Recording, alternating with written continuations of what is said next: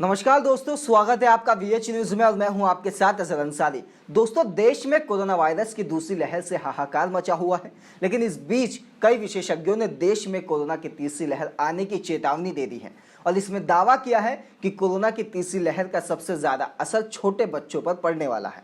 अब विशेषज्ञों की इन संभावनाओं पर किसी ने ध्यान दिया हो या नहीं दिया, लेकिन महाराष्ट्र सरकार ने कोरोना की आने वाली तीसरी लहर को बड़ी गंभीरता से ले लिया है।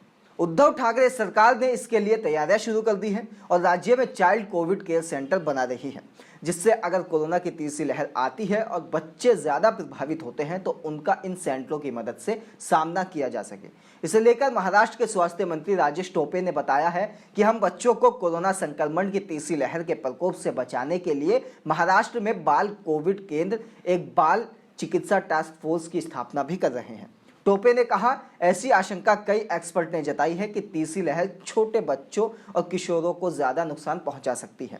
बच्चों के लिए अलग वेंटिलेटर बेड और दूसरे चिकित्सा उपकरणों की आवश्यकता होती है। ऐसे में हम खुद को अभी से इसके लिए तैयार करना चाहते हैं, इसीलिए चाइल्ड कोविड केयर सेंटर बना रहे हैं। राजेश टोपे ने कहा कि अगर किसी बच्चे को कोरोना हो जाता है तो वो अकेले नहीं रह सकता है, माँ को बच्चे के साथ वहां रहना पड़ेगा। ऐसे में अलग तरह के बेड की जरूरत होगी, वहीं वेंटिलेटर भी अलग होंगे। राजेश टोपे ने कहा कि मुख्यमंत्री उद्धव ठाकरे की अध्यक्षता में हुई बैठक में इस पर लंबी चर्चा हुई है और अभी इसकी तैयारी करने का फैसला लिया गया है। वैसे आपको बता दें, कोरोना की तीसरी लहर आने की चेतावनी सबसे पहले केंद्र सरकार के मुख्य वैज्ञानिक सलाहकार डॉक्टर विजय राघवन ने दी थी और साथ ही ये दावा किया था कि कोरोना की तीसरी लहर सीधे बच्चों को प्रभावित करेगी।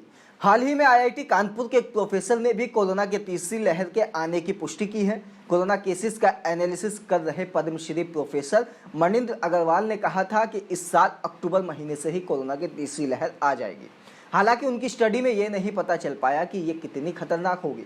बहरहाल, महाराष्ट्र ने पहले जैसे ऑक्सीजन सप्लाई के मामले में एक कदम आगे चलते हुए समस्या को दूर किया और अब कोरोना की तीसरी लहर के आने से पहले ही कंट्रोल करने पर काम शुरू कर दिया है। तो इस पर आपकी क्या राय है, नीचे कमेंट बॉक्स में जरूर लिखें। धन्यवाद।